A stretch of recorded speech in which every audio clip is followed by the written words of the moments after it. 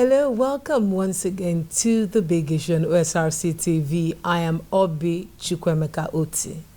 The existential carnage of insecurity that threatens our nationhood is no longer news.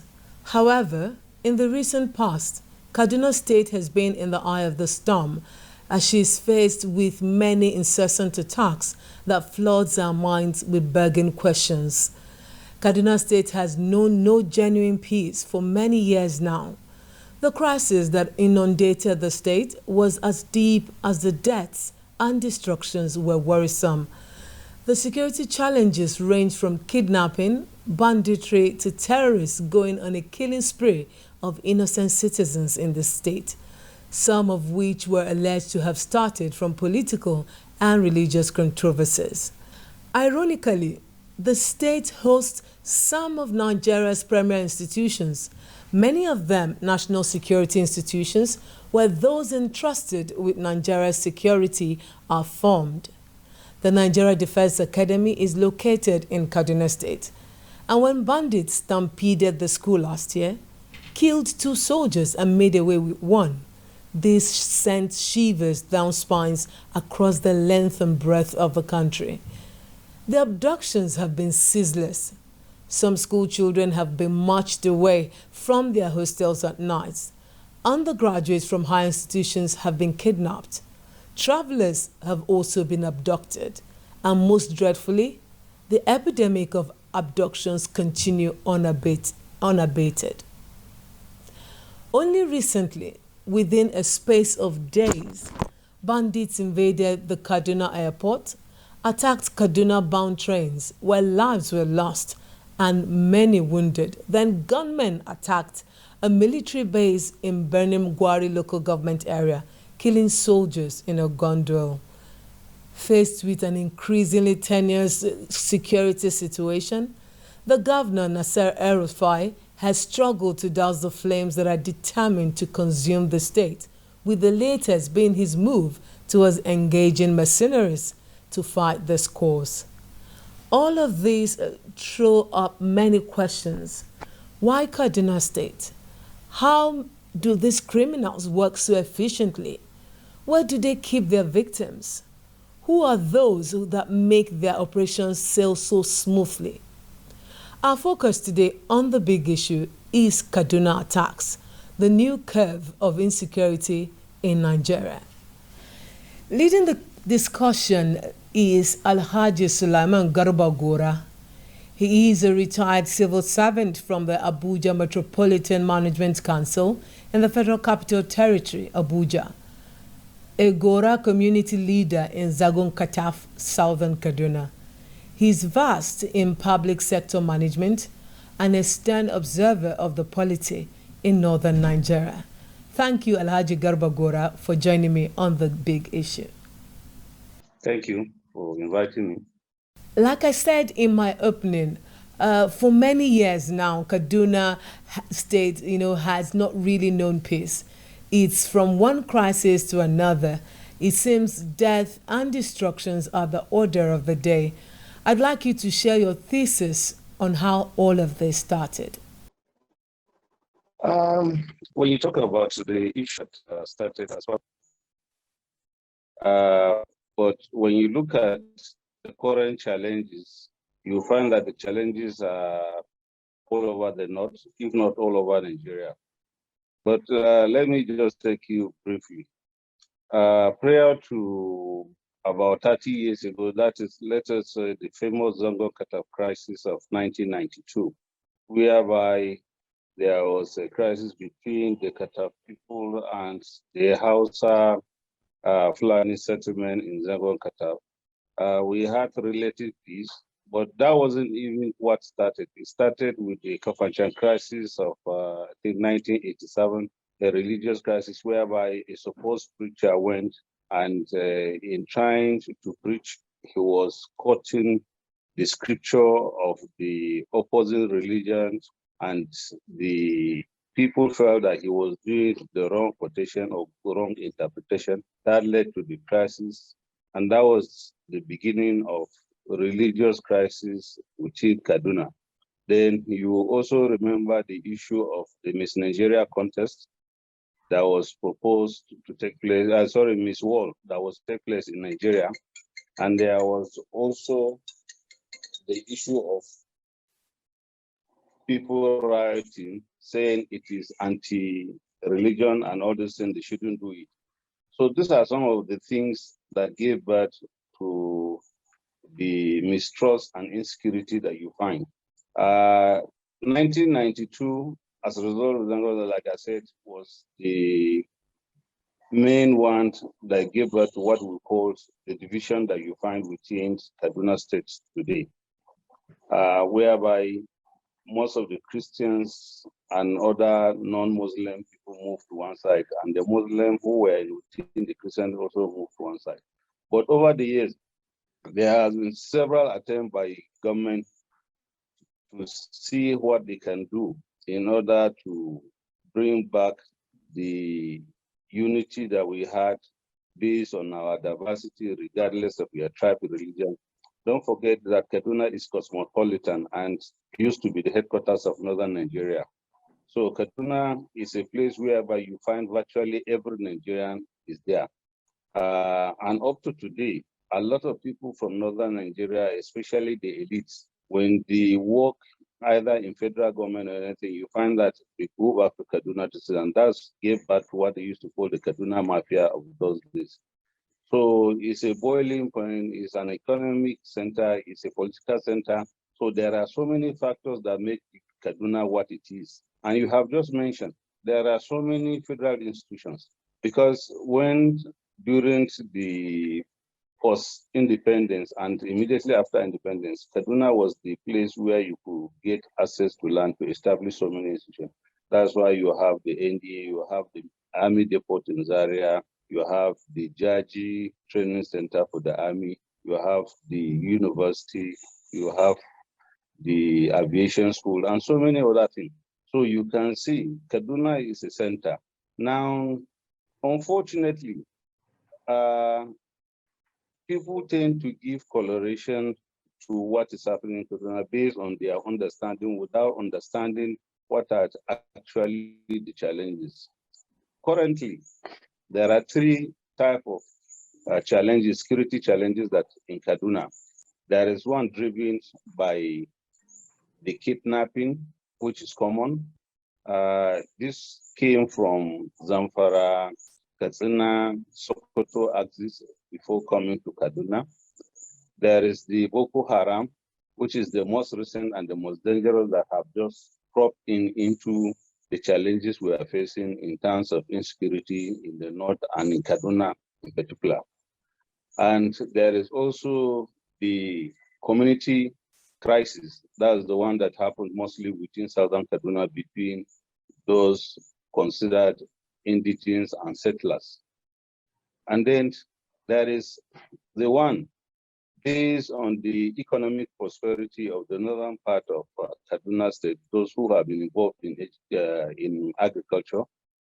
Within the last 5 to 6 years, people have done excellently in agriculture, and we had this group of kidnappers who realized that there is prosperity within these people. Immediately, you cultivate your crops and you sell and you make some millions. Somebody is aware of it. Before you know anything, he has organized.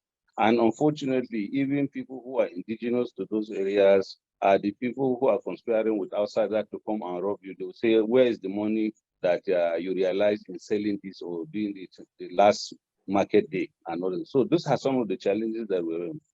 Then the worrisome one that I'm trying to talk about is the infiltration of Boko Haram into all these crises that are. You are aware there have been serious onslaught on Boko Haram in the northeast, and they have been looking for a new haven. So what they have done is that most of them have migrated between the Zambisa going to Zamfara and moving on. If you look at the forest from Zambisa, it moved down to Zamfara up to what they call the Kamugu forest in Binungwari in Kaduna State. And this particular stretch that I'm talking is a very rich stretch in terms of gold deposits. most of the illegal mining that takes place is done along that route. Prior to this time, a lot of political leaders and some illegal merchants of gold mining concentrated in hiring these individuals that we are talking who have become a nuisance to us as people to protect their territories in order for them to flourish in their illegal activities of mining. Some have accused the governor, Nasser El-Rufai, for handling the situation poorly, as most of the notable crises, for example, the Islamic movement in Nigeria's case, IMN, other religious as well as ethnic and political crises as well, that he didn't handle them well. How would you judge the role of the governor in all of this? When there is an attack in Benue State, as the governor will come out and shout, the press and all other people will sit down and blame the federal government. Why is it that if the same attacks take place in Kaduna, they tend to blame El-Rufai, they don't blame the federal government, as if El-Rufai has his own army and police? Let us look at what is happening in Zamfara State. Look at what is happening in Katsina. Even when there was protest in Katsina, protest in all these places where the protest come, they say El-Rufai. But you see that El-Rufai is somebody who has the audacity of saying it the way it is. There are a lot of people that cannot stomach it. But the truth of the matter is that there is nobody that have done much for security, architecture, development, like El-Rufai, especially in Kaduna. I'm talking from experience. Apart from that, I'm from Southern Kaduna, and I have been involved in peace and reconciliation committees for the last 3 to 4 years. And the whole essence is that when we look at it, every state governor that you find, he has limitation in terms of what he can do. The highest he can do is to give support. And if you look at the kind of logistic support that Kaduna state government have given to the federal institutions, security institutions, the DSS, the police, and the army, and the air force, and even the Navy, they have a school in Kachia in southern part of Kaduna, then you will know that the Kaduna state government has done a lot along that one. You see, the major problem we are having is that, like I used to tell people who don't know, there are two interpretations to crisis in Kaduna. When there are attacks by bandits in southern part of Kaduna, where I come from, there is tribal and religious connotation that the fact is that they want to take our land, they are attacking us and all. But if it takes place in northern part of the state, whereby, for example, if you look at the total number of killings that have taken place in the southern part of the state, compared to just even what local government in the central senatorial district of the state, you discover that that of Biningwari is more than 100% over what has taken place there. But people don't look at it because of they are of the same tribe, they are of the same religion and all these things. So people for political reasons tend to give it. But the issue is that, are we really solving the problem when we tend to look at everything that happens through the lenses of religion or tribe or sectionalism and things like that? That is the major problem. Some of us have spent the last 3 to 4 years going, even at the risk of our life, talking to people for them to understand that if we continue to politicize whatever is happening and without looking at it, what we need to do is community policing. Despite promises to make Nigeria's train network safer following the attack in October last year, little progress seems to have been made. Is it up to say Nigerians are finally convinced that nowhere is safe in the country? Nigeria. I can see other places we don't have much, like the Southwest, we don't have much of that problem. The Central, we don't have much of it, but I would say I can be specific. Nigeria is the Northwest of Northern. Northwest is made up of these 8 states that you find that these people are doing. Even the Northeast, that used to be the hub of insecurity, you can discover there's some kind of relative peace within that area. So we cannot say the whole of Nigeria, because in other places, and our challenges differ. When you look at, you go to the Southeast, It is issue of between IPOP and other people. We have criminality all over Nigeria. A lot of people tend to look at it and go into it. And the saddest aspect of all this thing is the politicization of what we are doing, especially by those people who want to make political capital of insecurity.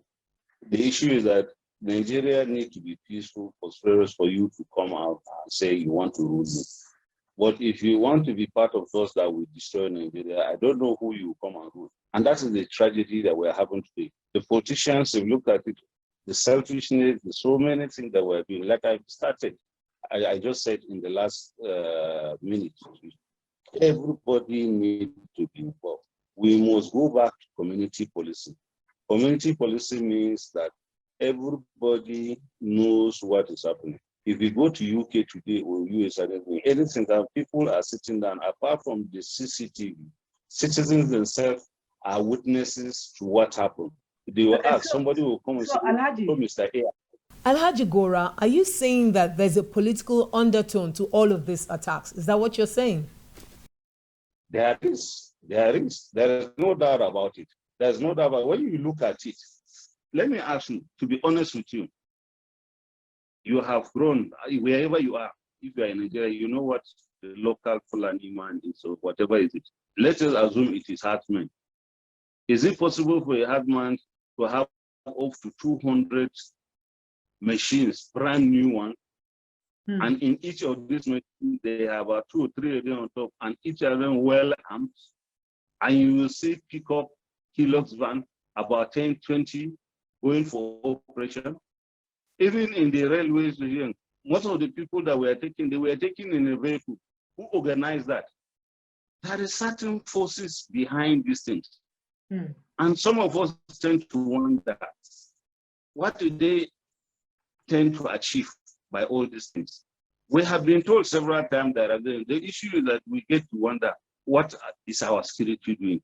What is the intelligence? Why is it that when we have actionable intelligence, we don't act? Because intelligence comes in different forms. There is actionable intelligence that you don't get it. There is observable, the one that you will just be observing and make sure the likelihood of the breach of peace or breach of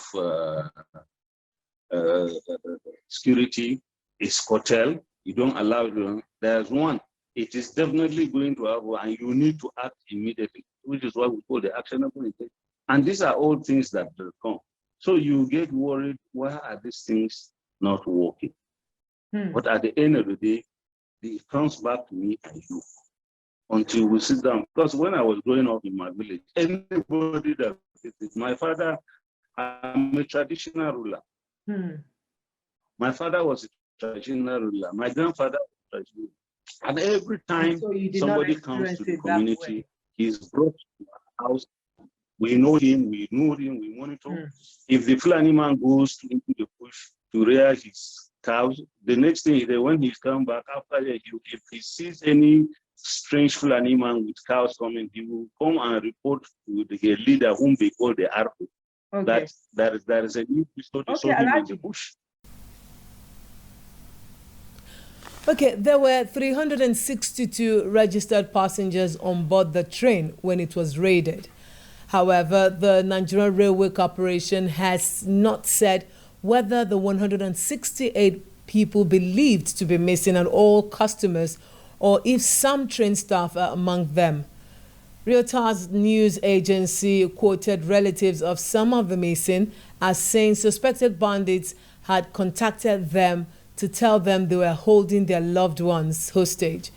What moves, in your observation, of the polity has been made by Kaduna State government and the federal government to secure the release of these captives? It happened along a route. Unfortunately, this route passed through Kaduna State. So that does not make it the responsibility of Kaduna State in the real sense of it. It makes it the responsibility of the Nigerian Railway Corporation, who are carrying these people, and the federal government, who has the responsibility of making sure that all their means of transport are done. For example, if a plane is flying and unfortunately, there is an accident within an area. You don't blame, they say, you look at what you do. The issue is that there was communication. The Commissioner for Internal Security in Kaduna communicated with the army. There was quick response. Victims were rescued. Those that were left were rescued. Those that were taken away, that is a different way. But those who were injured, there was rescue, there was immediate medical attention given to them, and they were taken to the zoo, and there was evacuation. I myself, I have learned a lesson from this because I have come under urgency and I have been assisted by some of the religions by giving me a ticket, but the name is not bearing my name. It's unfortunate that this thing has happened and I'm inside. People will use that name, not me. So that is a likelihood. So that is why they have not been able to come out with the exact number of those that were kidnapped or taken away by these bandits, these Boko Haram people. If you look at the picture that is going around of the managing director of Agri Bank that was released after payment of ransom, according to what is going around, you can see the people there. You can see that they are entirely different from the ragtag bandits that we never have, that the Fulani herdsmen bandits that normally look for money to collect. These are when from their own. You can see that these were the well-trained ISIS Boko Haram people. The four of them that stood there, you can see they were from all they are talking under. They are people who have that, and the technology even to blow the train. It is only them that train in bomb this thing. A man who wants to kidnap and collect money, I don't know if he will go and train himself how to bomb a place in order to even. According to a BBC report, there were about 18 policemen on board, across the 9 coaches, but they were outgunned and eventually ran out of ammunition. Does this narrative speak of government sincerity towards protecting lives of its citizens? It doesn't. Well, as a nation, I'm not a security man, but I'm one of those that feel that we fail in terms of taking the necessary measures. Normally, we travel. There are soldiers and policemen inside the train, but they were outgone. These people plan. Can you imagine? For more than 1.5 hours, they were shooting. That means they have social. And how many bullets do you think that our policemen carry? For somebody who is going from Abuja to Kaduna, you see them with one magazine. But these people have magazines that you could do it for a very long time. Look at the train. Look at what those bullets do. It is somebody who have excessive firepower that could do what they did in those particular days. The Transport Minister, Rotimi Amechi, said after last week's attack, permit me to quote him right now. He said, "I'm devastated and I honestly don't know what to tell Nigerians anymore. The process of procuring the integrated security surveillance and monitoring solution has been tedious. If the processes were shortened, we would have saved lives," end quote. This statement has unearthed, hidden ploys to mismanage taxpayers' money. What do you make of, the statement by Mr. Amechi and the responses that greeted it from the presidency? No, what Amechi said is, we keep saying we plan to do this. I would have said, this is what I have done, not what I plan to do. Why are we waiting until it has happened for us to do it? If it has been there, why haven't we done it? We have run this railway for how many years now? Forget about that one. What they are even talking from the discussion I've had with security experts and people both in and out of this country, friends who have called me to discuss about what has happened. If you put that one, it's not sufficient enough until you have a quick response group that, for example, if there is a breach, and they will be able to respond immediately and get to that position. And response from Abuja and Kaduna will be extremely difficult within that terrain, unless if you have within the areas where there are about 3 major areas that have become flashpoints of insecurity within that route, either on the road or on the train. There is what we call the Jere exit. If you have information within Jere, you have the Qatari, and along that road, you just do them, then the area exactly where the attack took place. That's when then immediately you are sure within 5-10 minutes, somebody will respond. But imagine, because it took time, that's why they were able to operate for 1.5 hours before response came. So when you took, I can put anything and it will show. If what is talking is possible, we'll have done it with our NNPC lines, where oil lines, where we respond. But you are aware that we have lost more than 3 billion worth of liters within the last 2 years because as a result of that. Because the lines are there, they are porous. Even if you can see somebody is there, the response time is very weak. So until we sit down and we look at our security architecture and we design it to be functional, then that's when we can sit down. I am not a fan of this is what I want to do. I always want to say, what have you done, not what you want to do. The Kaduna State Governor has called on the federal government to be alive to fighting insecurity in the northeast, or foreign mercenaries will be deployed. Would this address the security gap in the north? And considering innovative steps taken by governors in the southwest, setting up of Amotekun Corps, do you think El Rufai's dive towards mercenaries is savory?